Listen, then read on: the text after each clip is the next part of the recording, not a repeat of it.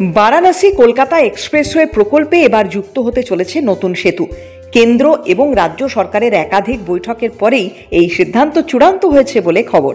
এই এক্সপ্রেসওয়ের কাজ সম্পূর্ণ হলে উত্তর ভারত থেকে কলকাতার শিল্পাঞ্চল পর্যন্ত একটানা 4 লেনের সরাসরি সংযোগ তৈরি হবে বলে জানা যাচ্ছে। প্রায় 620 কিলোমিটার দীর্ঘ এই এক্সপ্রেসওয়ে পুরুলিয়া, বাঁকুড়া, পশ্চিম মেদিনীপুর ও হুগলি হয়ে কলকাতা প্রবেশ করবে। প্রকল্পে ব্যয় ধরা হয়েছে প্রায় 16,000 কোটি টাকা। সম্পূর্ণ অর্থ দেবে কেন্দ্রীয় সরকার। রাজ্য সরকারের দায়িত্ব থাকবে জমি চিহ্নিত করা ও স্থানীয় পর্যায়ে সমন্বয়ের কাজ করা। সূত্র মারফত খবর, রাজ্য ইতিমধ্যেই জমি চিহ্নিত করার কাজ শুরু করেছে। নতুন সেতুটি বাটানগর, বজবজ বা বন্দরের আশেপাশে তৈরি হতে পারে বলে প্রাথমিকভাবে ভাবা হচ্ছে। চূড়ান্ত জায়গা নির্ধারণের আগে পরিবেশ ও প্রযুক্তিগত সমীক্ষা চলবে, এমনটাই খবর প্রশাসন সূত্রে।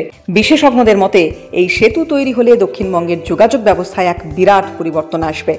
বম্বে রোডের ওপর যানজট বা ভারী পণ্যবাহী গাড়ির চাপ অনেকটাই কমবে। এতে কলকাতা বন্দর হয়ে মাল পরিবহন আরও দ্রুত হবে বলেই মনে করা হচ্ছে।